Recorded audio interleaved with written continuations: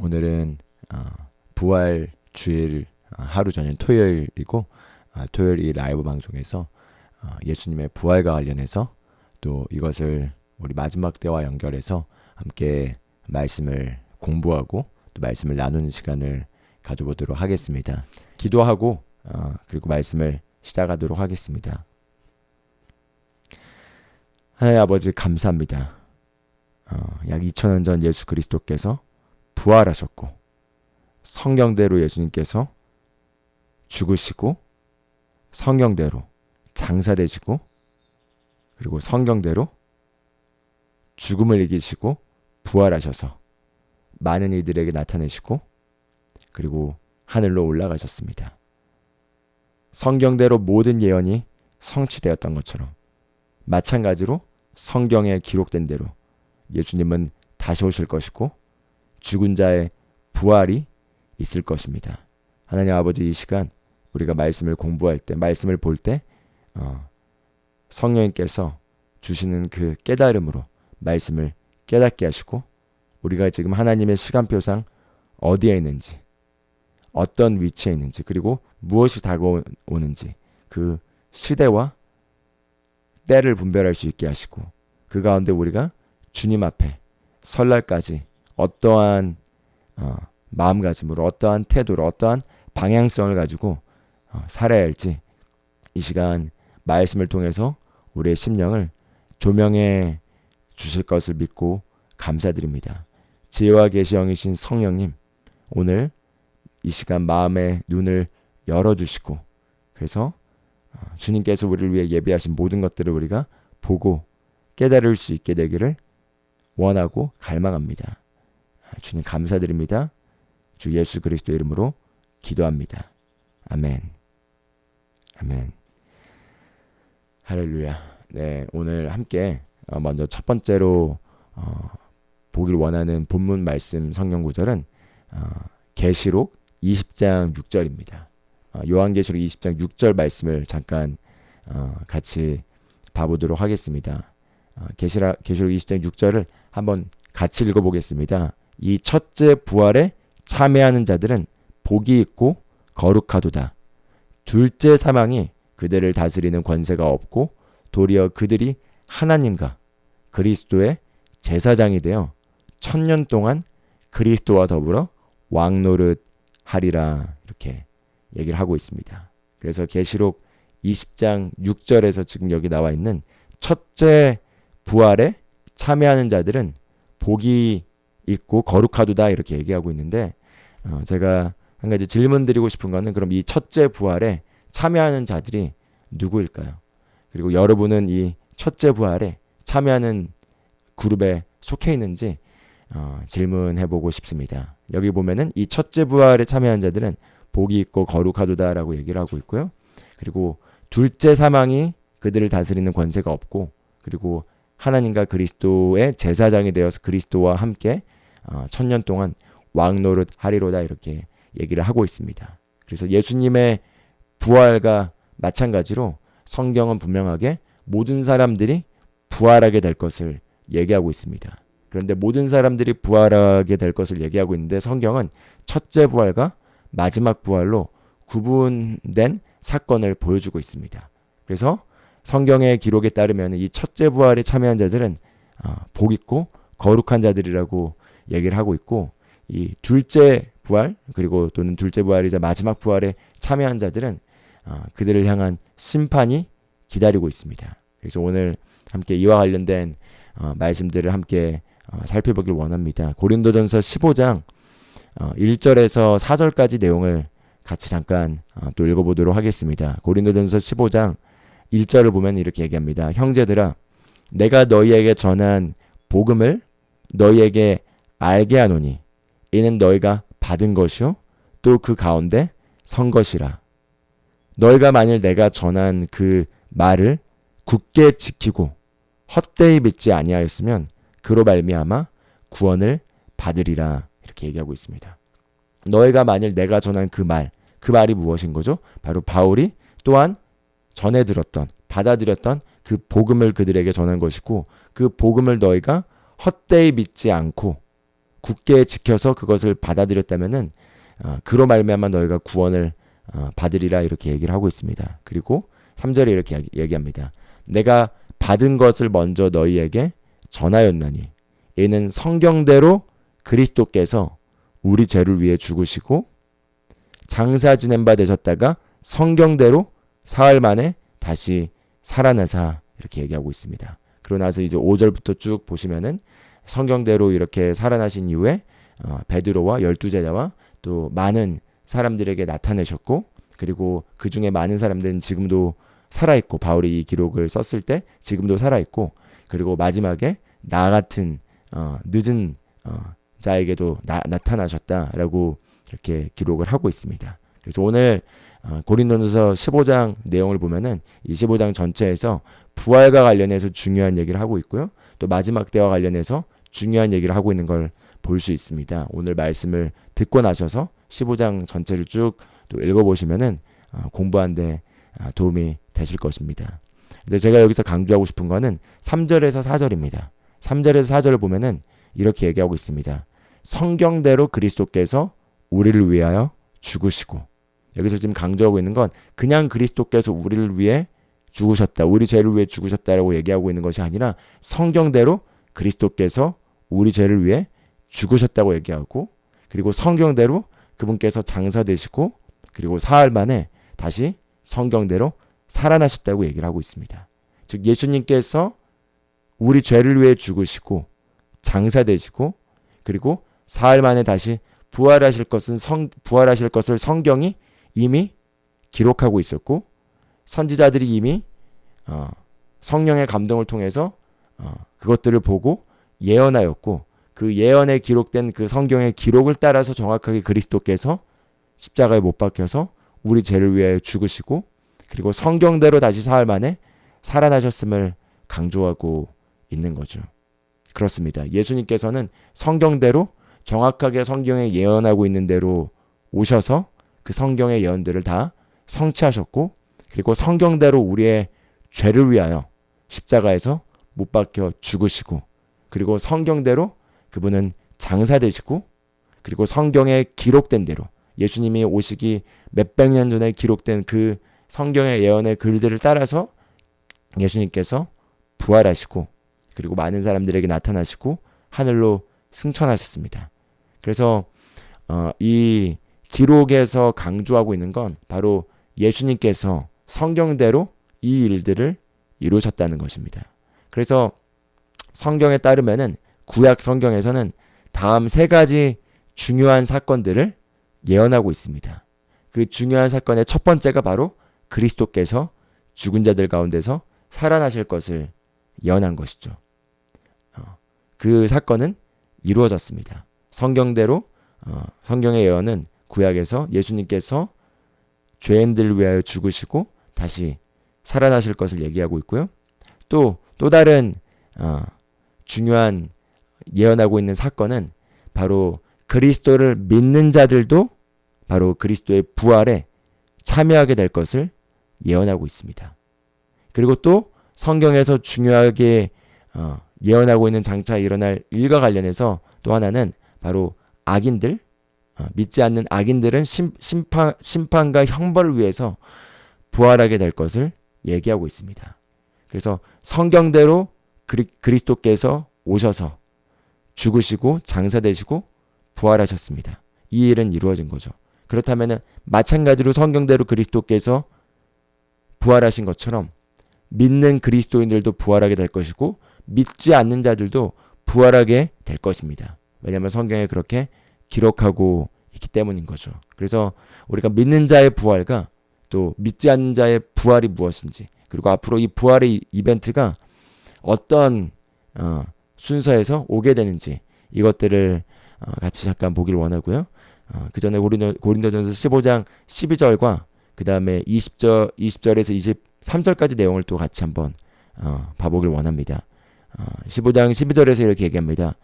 그리스도께서 죽은 자 가운데서 다시 살아나셨다 전파되었거늘 너희 중에서 어떤 사람들은 어찌하여 죽은 자 가운데서 부활이 없다 하느냐 이렇게 얘기를 하고 있습니다. 그래서 우리가 예수 그리스도의 부활을 전파하는 것이 중요한 것만큼 마찬가지로 죽은 자 가운데서 부활이 중요한 사건으로서 앞으로 일어날 일이라는 거죠. 그런데 그 당시에도 죽은 자 가운데서의 부활이 있냐 없냐라고 하는 어떤 논의가 있었다는 거죠. 그래서 왜 어떤 사람들은 어찌하여 죽은 자 가운데서 부활이 없다 하느냐 이렇게 얘기하면서 20절에서 24절은 이렇게 얘기합니다.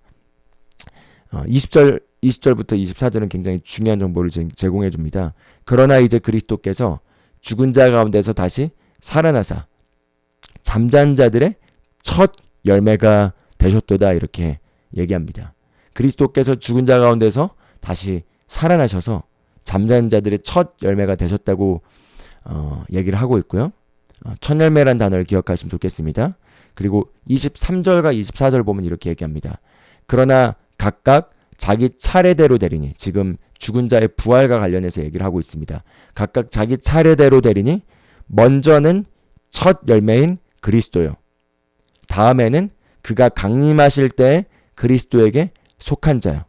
즉 첫 열매인 그리스도께서 먼저 첫 번째로 부활하셨고, 그리고 그 다음 부활의 순서는 그가 강림하실 때 그리스도에게 속한 자요. 이렇게 얘기하고 있습니다. 그리고 24절, 그 후에는 마지막이니 그가 모든 통치와 모든 권세와 능력을 멸하시고 나라를 아버지 하나님께 바칠 때라. 즉 마지막 부활은 무엇이냐면 그가 모든 통치와 권세와 능력을 멸하시고 그 그리스도의 천년 왕국을 하나님 아버지께 바칠 때, 그때 또 한 번 마지막 부활이 있을 거라는 거죠. 그래서 크게 굵직하게 세 가지를 보여주고 있습니다. 그리스도 자체가 첫 열매로서 부활이고, 그 다음에 그리스도께서 강림하실 때 그리스도께 속한 자들이 부활에 참여할 것이고요. 그리고 마지막으로 그리스도께서 그 왕국을 아버지 하나님께 바칠 때, 그때 마지막에 부활이 있을 것을 얘기하고 있습니다. 그래서 잠깐 제가 도표를 통해서 앞으로 일어날 일들에 대한 순서를 잠깐 설명드리길 원합니다. 그래서 잠깐 여기 화면을 보시면요.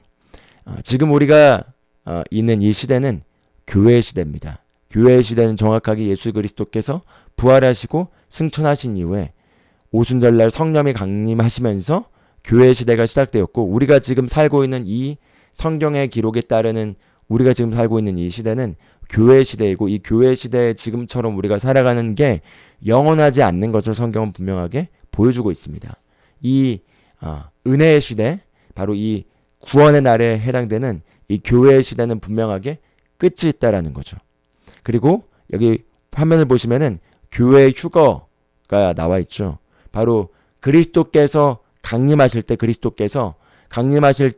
첫 번째로 그리스도께서 오시는 것은 교회를 부르기 위해서, 교회를 공중으로 부르기 위해서 그리스도께서 공중에 강림하십니다. 그래서 그리스도께서 공중에 강림하시는 그 사건 때 교회의 휴거가 일어나고, 이 교회의 휴거 때 그리스도 안에서 잠든 자들과 그리스도 안에서 그 시점에 살아있는 자들, 깨어있는 자들, 즉 그 시점에 살아있는 자들은 다 공중으로 들려 올려지면서 그때 성경은 우리가 부활하게 될 것을 얘기하고 있습니다. 즉 육체의 부활에 참여하게 된다는 거죠.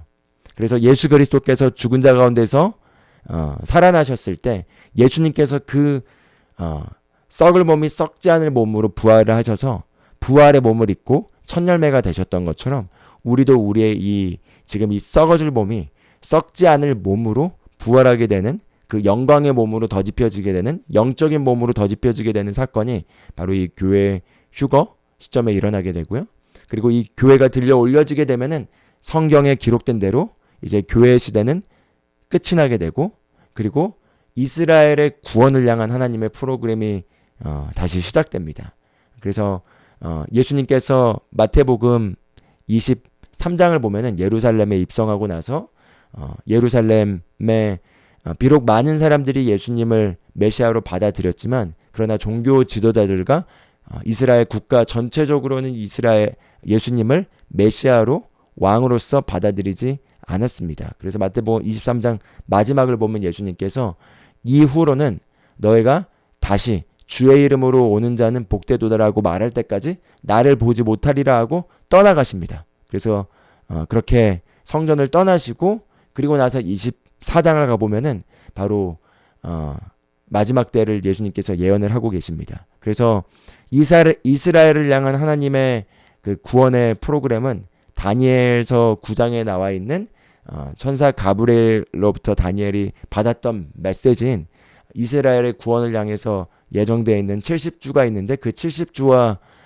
이 구원의 프로그램이 연결되어 있는 것이 69주에서 그리스도께서 끊어지게 되시고 그리고 70주인 그 마지막 한 주에 환난의 일들이 일어나도록 이 사건이 정해져 있는데 그 환난의 사건에 이루어지는 69주와 70주 사이에 잠깐 이스라엘의 예언을 향한 시간표에 잠깐의 일시정지가 있게 되고 그 일시정지가 있는 기간이 바로 교회 시대의 이방인들을 향한 시간표이자 이방인들의 때인 우리들이 구원받는 시기인 것입니다. 그런데 이제 우리가 다 이방인의 수가 차게 되고 하나님께서 바로 교회를 이제 공중으로 이렇게 부르게 될 경우 우리가 휴거가 되게 되면서 다시 이스라엘의 구원의 프로그램이 시작되게 되고요. 다시 화면을 보시면은 여기 이 7년 환난에 대해서 마태복음 24장이 예수님의 말씀에 따르자면은 그 7년 환난의 첫 3년 반과 후 3년 반으로 이렇게 나뉘어질 수가 있겠고 이 첫 3년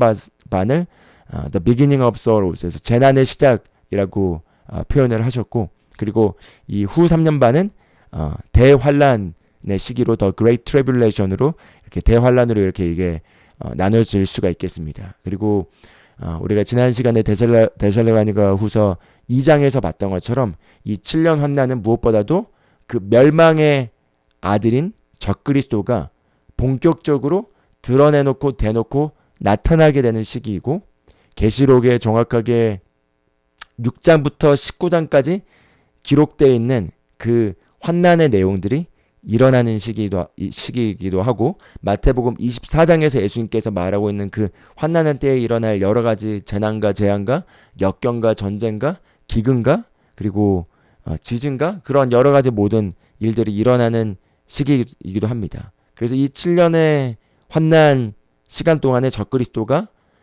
통치를 하면서 온 세상을 다스리게 될 것이고 온 세상에 있는 사람들은 적그리스도를 경배하는 그 시스템 안에서 짐승의 표를 받도록 강요받게 되는 시기가 바로 이 7년 환난 동안 일어날 일이고 이것과 관련해서는 또 제가 나중에 더 기회가 되면은 이 7년 환난 동안에 일어날 일들에 대해서 다루도록 하겠습니다. 그러나 오늘 제가 더 강조하고 싶은 것은 바로 부활과 관련된 사건입니다. 바로 그리스도 안에서 먼저 잠든 자들, 즉 그리스도 안에서 죽은 자들과 그리스도 안에서 그 시점에 살아있는 자들은 다 예수님께서 교회의 휴거를 위해서 공중에 강림하실 때 데살로니가전서 4장에 있는 사건처럼 우리가 다 공중으로 들려 올려져서 공중에서 예수님을 만나게 될 것이고 그때 우리는 부활에 참여하게 되고 이 부활은 첫째 부활에 해당된다는 거죠. 그래서 이 첫째 부활에 속한 자들은 복이 있고 거룩하도다 있는데 우리가 바로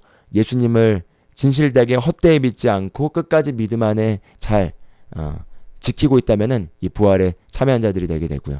그리고 이 7년 환난이 끝날 때 그리스도께서 이 땅으로 재림을 하시게 됩니다.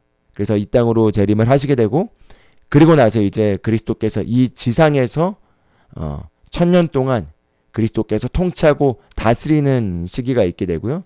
이때 사탄은 무적행에 gat혀 있게 되고 그리고 7년 환난 동안 활동했던 적그리스도와 그 다음에 거짓 선지자는 이미 그 유황불, 불못에 던져져 있게 되고 이 1000년 왕국 동안에 그리스도께서 다스리는 이 1000년은 지금 우리가 살고 있는 지금과 같은 것과 다른 모습에서의 이 1000년입니다. 그리고 이 1000년이 끝날 때쯤에 이제 그리스도께서 그 왕국을 하나님께 바치게 된 장면이 나오는데 그 바치기 전에 다시 한번 마귀가 잠깐 무적갱에서 풀려나서 민족들을 미혹해서 그 민족들이 예루살렘과 하나님의 백성을 향해서 대적하게 된 사건이 일어나게 되고 하나님께서 불로써 그들을 심판하시면서 그들을 소멸시키면서 흰 보좌에 앉으신 이가 내려오시면서 그때 그리스도 안에서 먼저 첫째 부활에 참여하지 않는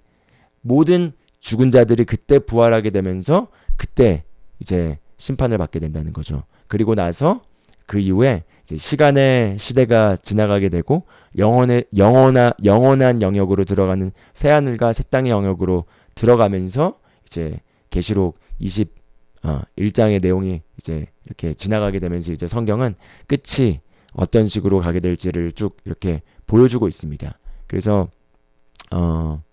잠깐 제가 계시록 저희가 아까 20장 6절을 읽었는데 4절부터 6절까지 내용을 한번 보고 이 첫째 부활에 참여하는 자들이 어떤 사람들, 어떤 그룹들이 이 첫째 부활에 참여하는지를 잠깐 설명드리길 원합니다. 이 첫째 부활에 참여하는 그룹은 크게는 4가지 그룹으로 나눠질 수가 있겠습니다. 그 중에 제가 지금 그 한 그룹은 말씀드렸는데요.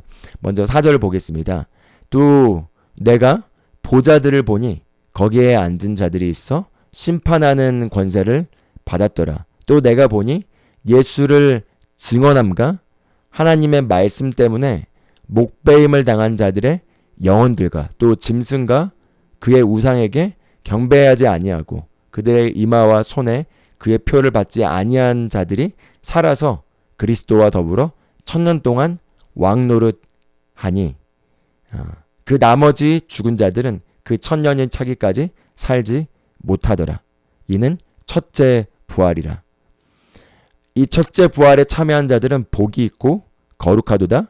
둘째 사망이 그들을 다스리는 권세가 없고 도리어 그들이 하나님과 그리스도의 제사장이 되어 1000년 동안 그리스도와 더불어 왕노릇 하리로다. 이렇게 지금 얘기를 하고 있습니다. 그래서 여기 4절에 보면은 내가 보좌들을 보는데 그 보좌들에 앉은 자들이 심판하는 권세를 받아서 그리스도와 함께 1000년 동안에 그들이 왕노릇하는데 그 보좌에 앉은 사람들 가운데서 보니까 예수를 증언함과 하나님의 말씀 때문에 목배임을 당한 자들의 영혼과 짐승의 표를 받지 않는 자들이 마찬가지로 그리스도와 함께 왕노릇한다고 얘기를 하고 있습니다.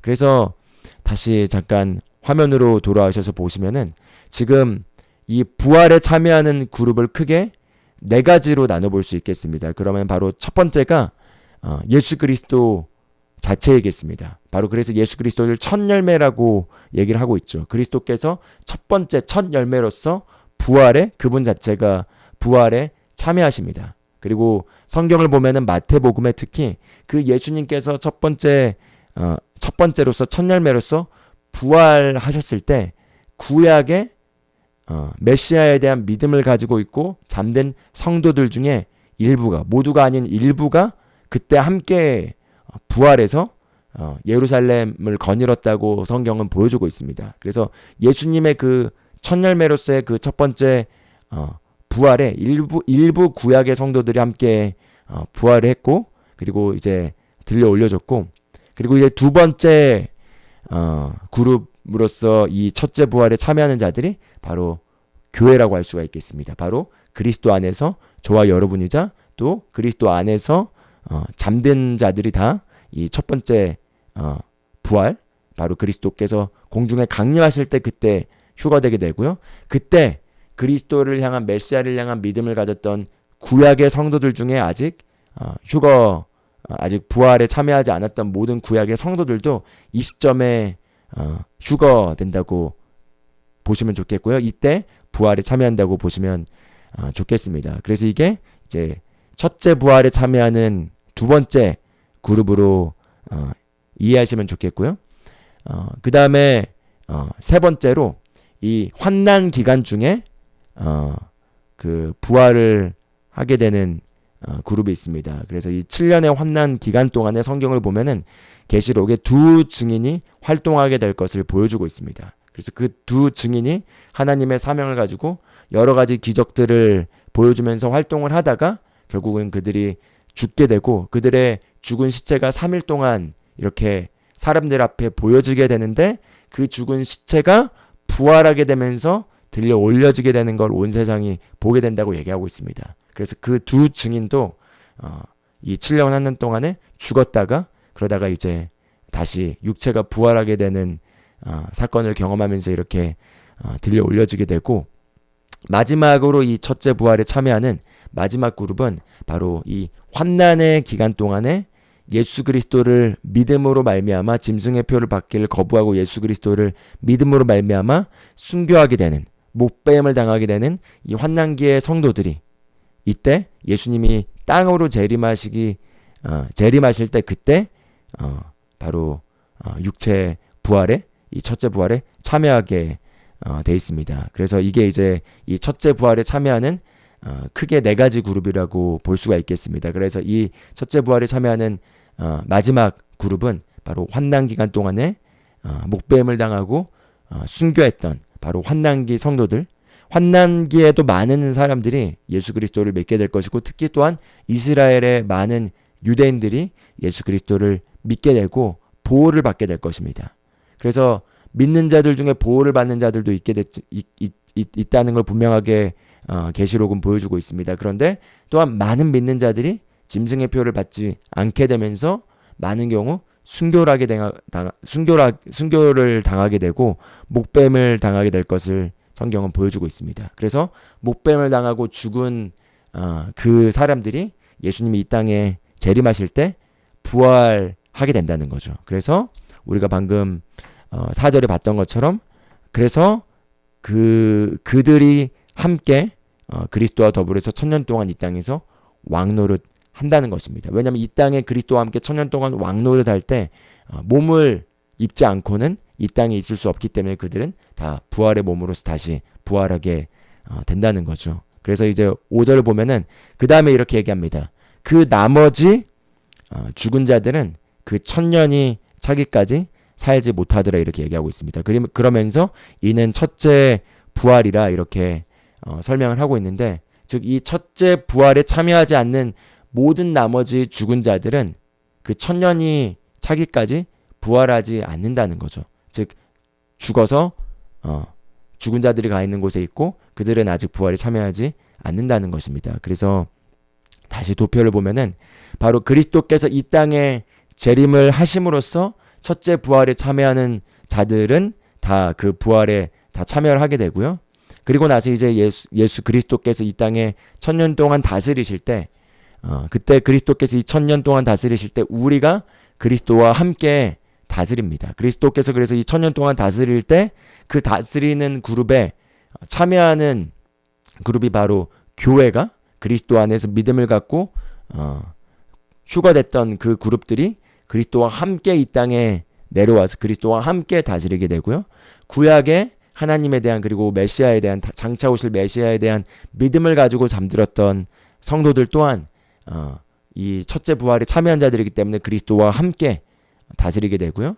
그리고 환난 기간 동안에 순교를 당했던 사람들 또한 그리스도께서 이 땅에 재림하실 때 첫째 부활에 참여함으로써 그 부활의 몸을 입고 그리스도와 함께 이 땅에 1000년 동안에 다스리게 됩니다. 그리고 환난 기간 동안에 짐승의 표를 받지 않고 예수님을 믿으면서 아직 죽지 않고 살아있는 사람들도 있을 거잖아요. 그 사람들은 1000년 왕국 동안에 아직 부활의 몸을 부활되지 않는 상태에서, 즉 육체의 부활을 경험하지 않는 상태에서 1000년 왕국에 들어오게 되면서 1000년 왕국 기간 동안에 여전히 살아가게 됩니다. 그래서 그때는 성경에 기록된 것처럼 100살에 죽은 것이 일찍 죽은 것이라고 얘기를 하고 있고 1000년 동안 살 것을 얘기합니다. 그러니까 여전히 1000년 왕국의 기간 동안에도 사람이 죽는 일이 있다는 거죠. 근데 100살에 죽는 것이 일찍 죽는 것이라고 할 것이라고 성경에 기록돼 있기 때문에, 그러면은 그 1000년 왕국에 죽는 사람들은 누구고, 그 1000년 왕국에 그러면은 왜냐면 부활의 몸에 참여한, 첫째 부활에 참여한 자들은 죽을 수가 없기 때문인 거죠. 우리가 썩지 않을 몸을 입고 있기 때문에. 그런데 천년왕국에 분명 죽는 사람들이 있을 걸 얘기하고 있고요. 또 성경을 보면은 그 마지막에, 천년왕국의 마지막에 무적갱에서 사단이 다시 풀려나서 사람들을 미혹하면서 그들이 다시 한번 테스트를 당하게 될 것을 보여주고 있기 때문에, 그 테스트를 당하는 그룹은 바로 이 첫째 부활에 참여한 자들이 아닌 다른 사람들을 얘기하고 있는 것입니다. 그 사람들이 바로 이 7년 환난 동안에 예수님을 믿고 살아남아서 이제 그 이후에 태어나는 사람들의 어떤 사람들의 그룹을 보여줄 수가 있겠고요. 그래서 그렇게 천년왕국이 지나가게 되면은 바로 이 백보자의 심판이 있게 되고, 이때 바로 그때 마지막 부활이 있게 됩니다. 그래서 마지막 부활과 관련해서 이 요한계시록 20장 11절에서 15절까지 말씀을 잠깐 읽어보면 좋겠습니다. 11절에서 15절 같이 한번 보겠습니다.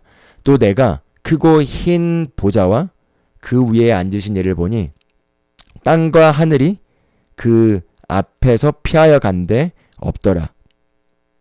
또 내가 보니 죽은 자들이 큰 자나 작은 자나 그 보좌 앞에 서 있는데 책들이 펴 있고 또 다른 책이 펴졌으니 곧 생명책이라.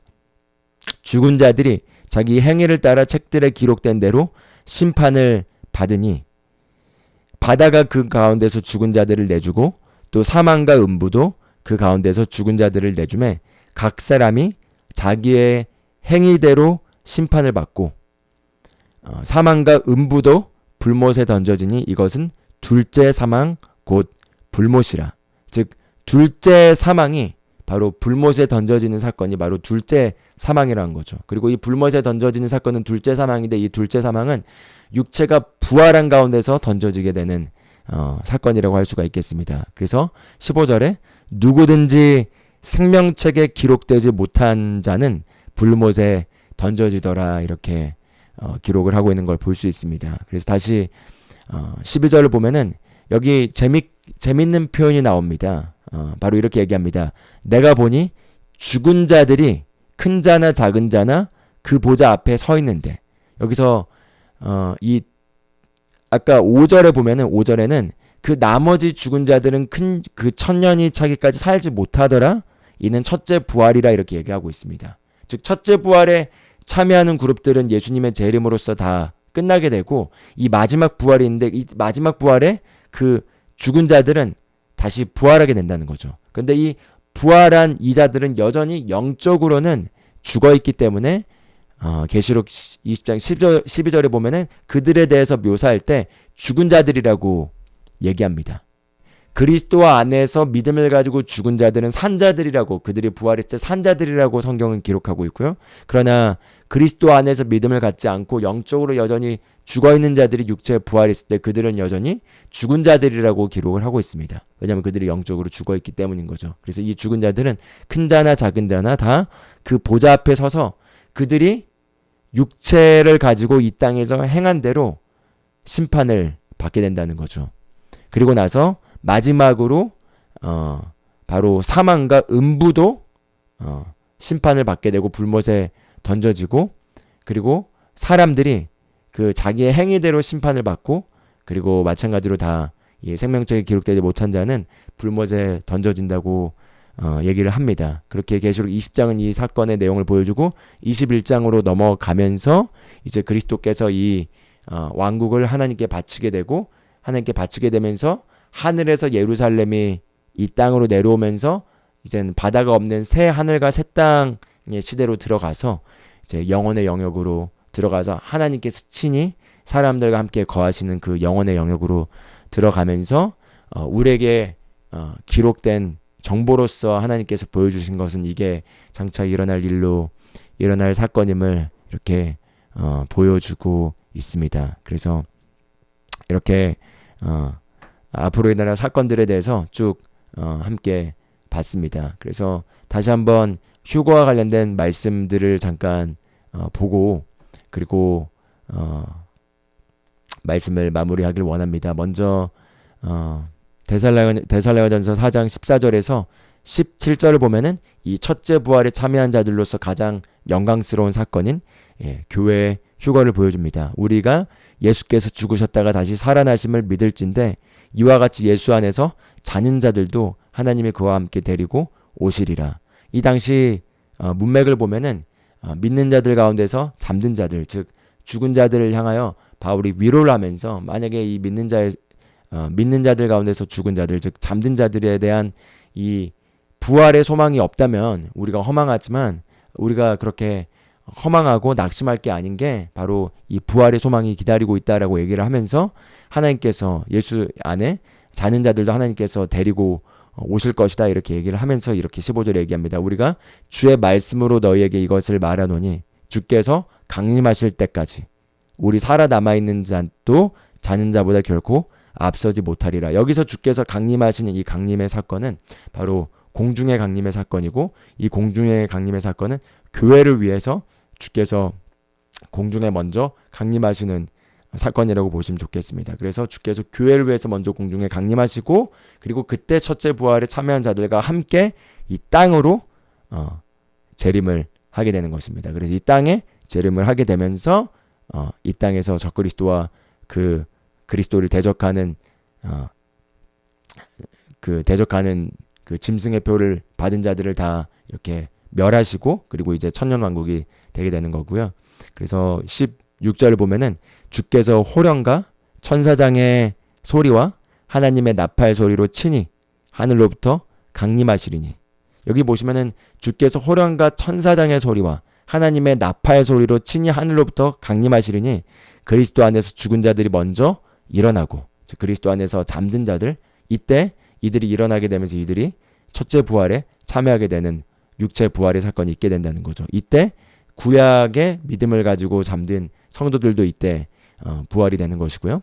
그리고 17절 그 후에 우리 살아남은 자들도 그들과 함께 구름 속으로 끌려 올려, 보시면 이거는 지금 이 땅에 재림할 때 일어난 사건이 아니라 공중으로 끌려 올려가게 된다는 거죠. 그래서 구름 속으로 끌어올려 공중에서 주를 영접하게 하시리니 그리하여 우리가 항상 주와 함께 있으리라 이렇게 얘기합니다. 즉 공중으로 끌려 올려져서 공중에서 주와 항상 함께 있게 되는데, 주님께서 그럼 내려오실 때 우리가 주와 함께 내려오게 되고 함께 내려와서 함께 다스리게 된다는 거죠.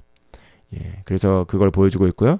고린도전서 15장 50절에서 53절도 이렇게 보여줍니다. 형제들아 내가 이것을 말하노니 혈과 육은 하나님의 나라를 이어받을 수 없고, 또한 썩는 것은 썩지 아니하는 것을 유업으로 받지 못하느니라. 보라 내가 너에게 비밀을 말하노니 우리가 다 잠잘 것이 아니요 마지막 나팔의 순식간에 호련히 다 변화되리니, 나팔 소리가 나매 죽은 자들이 썩지 아니할 것으로 다시 살아나고 우리도 변화되리라. 그래서 이 썩을 것이 반드시 썩지 아니할 것을 입겠고 이 죽을 것이 죽지 아니함을 입으리로다 이렇게 얘기하면서 바로 마지막 나팔이 불 때 우리의 육체 부활이 있을 것을 얘기를 하고요. 이게 바로 이 휴거의 사건을 보여주고 있는 것입니다. 그래서 어떤 그룹은 여기 있는 이 나팔 소리를 얘기하면서 이 마지막 나팔이 분다고 얘기를 하고 있기 때문에 이 마지막 나팔은 계시록에서의 그 7번째 나팔, 그때 우리가 휴거되는 것을 얘기하는 거기 때문에 믿는 자들도 다 이 환난을 통과한다라고 이렇게 연결을 짓습니다. 그러나 이스라엘의 그 유대인의 그 개념 안에서 나팔은 gathering, 이 모이는 것을 알리는 신호입니다. 그래서 그리고 저자가 어떤 대상을 상대로 썼는지를 우리가 이해를 해야 되는데, 이 데살로니가 전서나 고린도 전서는 바울이 믿는 자들인 교회를 향하여 쓴 편지이고, 분명하게 여기에서 얘기하고 있는 이 나팔은 공중으로 하나님께서 이 교회 시대에 막을 내리면서 교회를, 즉 그리스도의 신부인 교회를 불러내는 장면이라고 보시면 좋겠고요. 계시록에서 나타나는 그 나팔의 사건은 그 계시록의 문맥에서 이해를 해야 되고, 그 나팔은 바로 이 세상을 심판하는 나팔의 소리고, 나팔 하나 불 때마다 어떤 재앙이 펼쳐진지를 보여주고 있기 때문에 그것은 지금 그 땅의 심판과 관련된 나팔 소리이지, 그 나팔을 여기 마지막 나팔로 연결시켜서 우리가 그때 휴거된다라고 하는 거는 그거는 맞지 않는 해석이라고 보면 좋겠습니다. 그래서 어쨌든 이제 오늘 여기 있는 내용으로 지금 마무리 정리를 해보려고 합니다. 그래서 다시 한번 이 표를 통해서 우리가 보는 바와 같이 지금 우리가 이 교회 시대 거의 끝자락에 있다고 보시면 좋겠고요. 교회의 휴거가 반드시 일어날 것이고, 이 교회의 휴거는 예수님께서 그의 사랑하는 자기 피를 통해서 값주고 대사신 그의 사랑하는 신부인 거룩하고 흠이 없고 깨끗한 그 신부를 이 다가올 시험의 때에서 피하게 하기 위해서 공중으로 불러낼 것입니다. 그래서 공중으로 불러내서 우리가 공중에서 주님을 만나면서 우리는 먼저 그리스도의 심판석에서 불을 통과하면서 심판을 받고 보상을 위한 그 심판을 받게 되고요. 그리고 어린 양의 혼인잔치에 우리가 참여하여 그 잔치를 즐기다가 7년 환난이 끝났을 때 그리스도와 함께 이 땅에 재림을 하게 될 것이고요. 그리고 그 사이에 있는 이 7년 기간 동안에는 아주 지상에서 끔찍한 일들이 일어날 것이고, 그리고 이 끔찍한 일들과 이 적그리스도와 그 적그리스도와 함께하는 그 사단의 방향에 함께하는 전 세계의 흐름이 막을 수가 없기 때문에 그것에 대한 반드시 심판이 와야 된다는 거죠. 그래서 이제 마무리로 말씀을 잠깐 드리자면, 여러분 혹시 이 요즘 사실 코비드 이후에 우리가 많은 그리스도인들이 그 당시 코비드 때 락다운을 당하고 또 통제를 당하고 하면서 그렇게 와닿지 않던 이런 계시록과 마지막 때의 내용들이 많이 와닿게 되고, 특히 우리 한국 같은 경우는 가장 심할 때는 백신을 맞지 않은 사람들은 식당에 가지 못하는 어떤 그 바코드를 찍어야지만 갈 수 있는 그런 어떤 상황까지 연출되면서, 이게 마지막 때가 된다면 이런 형태로 갈 수가 있겠구나라는 걸 실제로 체감을 많이들 하셨을 것입니다. 근데 그러다 이제 이 코비드 시대가 지나게 되면서 다시 이제 일상으로 돌아와가지고 약간 이런 마지막 때 메시지가 무뎌졌을 수가 있겠습니다. 그러나 지금 제가 주목하길 원하는 건 AI의 지금 발전이 아주 무서운 속도로 지금 진행되고 있고, 지금 AI에 있는 그 전문가들은 AI의 특이점이 온다고 얘기를 하고 있습니다. 즉 AI의 특이점 뭐냐면 인공지능, AGI라고 얘기하는데 Artificial General Intelligence라고 해서 그 이 AI의 어떤 공통된 그 지식의 수준이 적어도 이란 영역에 있어서 모든 인간을 초월하는 그 능력이 AI의 평균화된 지점으로 가게 되는 시점이 머지않아 오게 된다고 보고 있고요. 그리고 지금 이 휴머노이드라고 해서 로봇인데 그 바로 AI가 탑재된 그 로봇이 실제로 인간의 노동력의 99%를 다 5년 안에 빠르면 5년 안에 다 대체할 것이라고 그렇게 예측을 하고 있고, 엄청난 속도로 지금 모든 것들이 이렇게 빨리 진행되고 있는 걸 볼 수 있습니다. 그래서 실제로 그 관련된 영상들을 보면 엄청나게 많은 빅테크 기업들이 이런 휴머노이드 시장을 선점하기 위해서 엄청나게 투자를 하고 있고요. 그래서 그 로봇이 예전에는 우리가 상상할 수 없을 정도로 사람과 똑같은 형태의 이 근육, 세포, 섬유 조직을 가지면서 계란을 까고 아주 그냥 민감한 것들도 아주 잘 처리하게 하는 것에서부터 시작해서 많은 것들이 지금 이루어지는 걸 보고 있는데, 엔비디아에 있는 젠슨 황이 아마 그 얼마 전에 발표했던 건 무엇이냐면, 가상의 현실 세계가 있는데 이 가상의 현실 세계에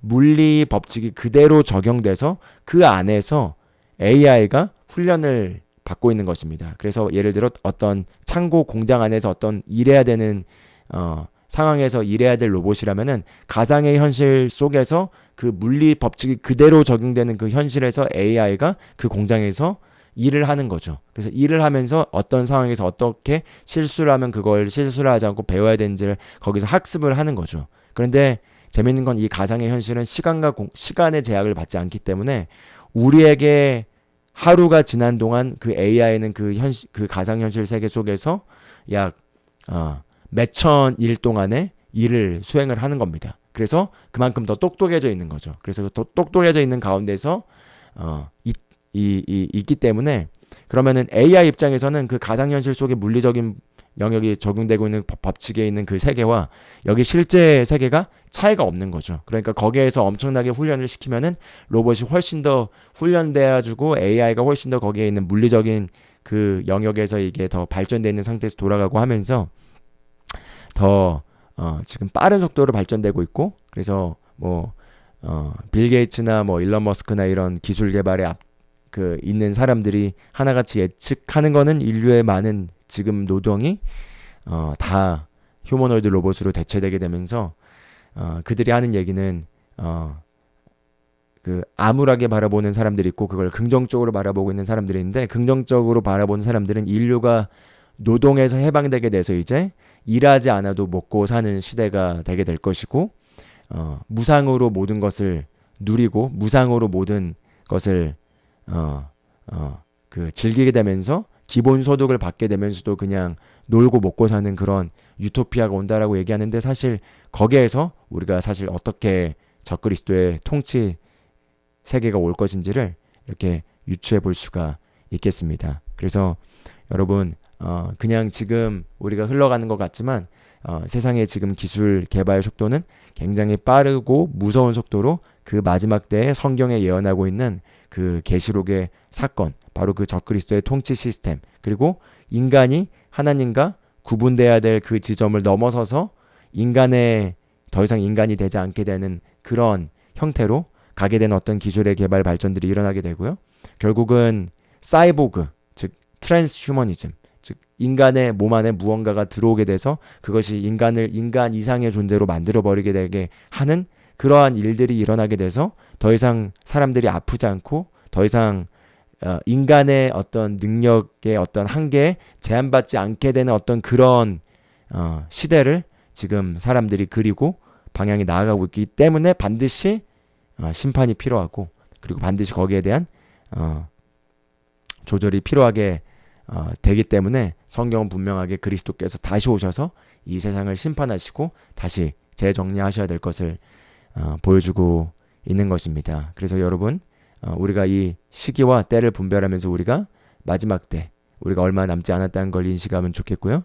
그래서 다시 한번 우리가 오늘 처음 봤던 말씀을 보고 마무리를 하자면요, 이 첫째 부활에 참여한 자들은 복이 있고 거룩하도다 이렇게 얘기하고 있습니다. 그런데 이 첫째 부활에 참여한다 하더라도 언제 이 첫째 부활에 참여하느냐에 따라서 그게 다르겠죠. 지금 아직 우리가 이 교회 시대, 이 은혜의 경륜의 시대에 그리스도를 믿을 수 있는 기회가 있고, 우리가 그 믿음을 사용해서 그리스도를 믿고 이 첫째 부활에 참여한 자들이 가장 복이 있다라고 할 수가 있겠습니다. 그리고 나서 이 우리가 휴거가 되고 난 이후에는 그때는 이 첫째 부활에 참여한 자가 되기 위해서는 그 순교를 당하는, 목뱀을 당하는 사건 말고는 방법이 없습니다.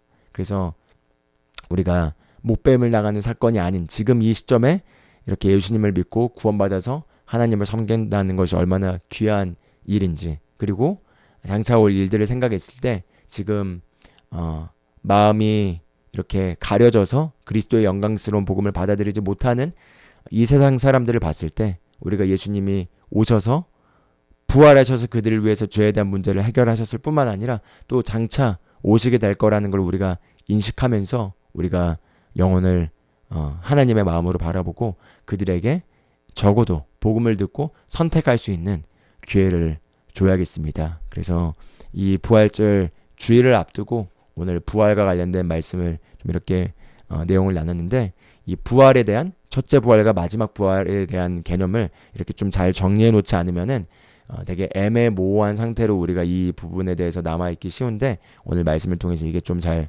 정리되셨길 바랍니다. 오늘 내용을 들으셨기 때문에 고린도전서 15장 전체와 요한계시록 20장, 21장을 또 함께 이렇게 쭉 읽어보신다면은 조금 더 내용이 더 잘 이렇게 성경이 읽혀지시게 될 것입니다.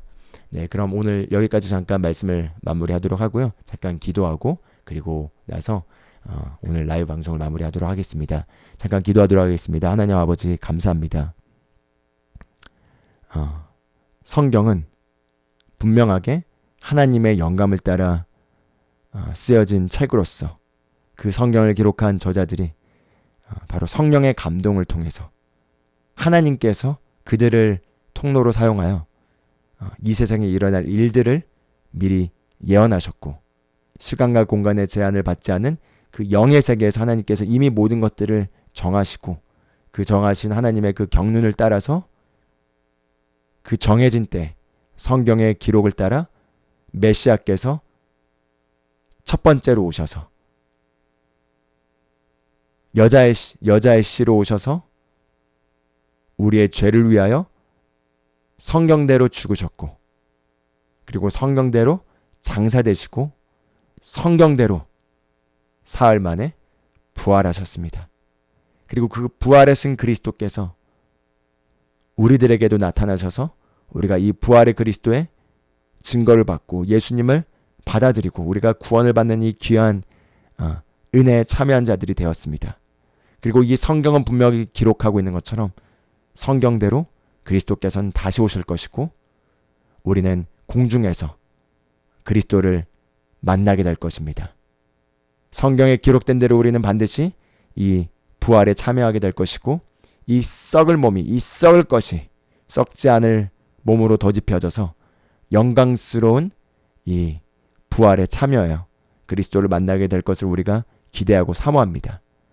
그리고 이 장차 일어날 일들과 사건을 우리가 생각할 때 우리가 이 때와 시기를 분별하고 우리가 이 땅에 영원히 살아갈 것처럼 살아가는 것이 아니라 그리스도 앞에 설 날을 기억하고 그 그리스도 앞에 섰을 때, 그 불을 통과했을 때 주님 앞에서 우리가 어떤 얘기를 들을 것인지를 생각하면서 우리에게 주님이 맡기신 그 위에서 부르신 고귀한 부르심의 상을 향하여 온전한 마음으로 주님을 섬기고 주님이 이 땅에 부르신 그 계획을 이뤄나가기를 이 시간 원하고 갈망합니다. 우리가 무엇을 하든 무슨 일을 하든 말에나 일에나 죽게 하듯 하며 주님 보시기에 합당한 자로 발견되고 달란트 맡은 자의 비유처럼 주님께서 우리에게 주신 그 시간과 기회와 자원을 활용하여 주님이 시킨 일에 충성되게 임하여서 주님께서 잘하였다 착하고 충성된 종아 너가 작은 일에 신실하였기 때문에 내가 너에게 큰 거를 맡기리라 라고 하는 주님의 그 칭찬을 듣기를 원하고 갈망합니다. 주님 이 시간 우리의 귀를 열어주시고 우리가 이 시기를 분별할 수 있게 하시니 감사합니다. 아직 너무나 많은 사람들이 아직 이 복음을 모르고 믿지 않고 있고 또는 앞으로 다가올 일들을 모른 채 그냥 세상에 취하여 살아가고 있습니다. 성령님 시간 우리의 심령 가운데 이 다가올 일들에 대한 경각심을 주시고 그 경각심과 긴급성을 가지고 우리가 그들을 위해 중보하고 또 복음을 증거하고 장차 올 일들에 대해서 두려워하지 않고 담대하게 진리를 선포한 자들로서 우리를 구비시켜 주실 것을 믿고 감사드립니다. 주님 감사드립니다. 예수 그리스도의 이름으로 기도합니다. 아멘.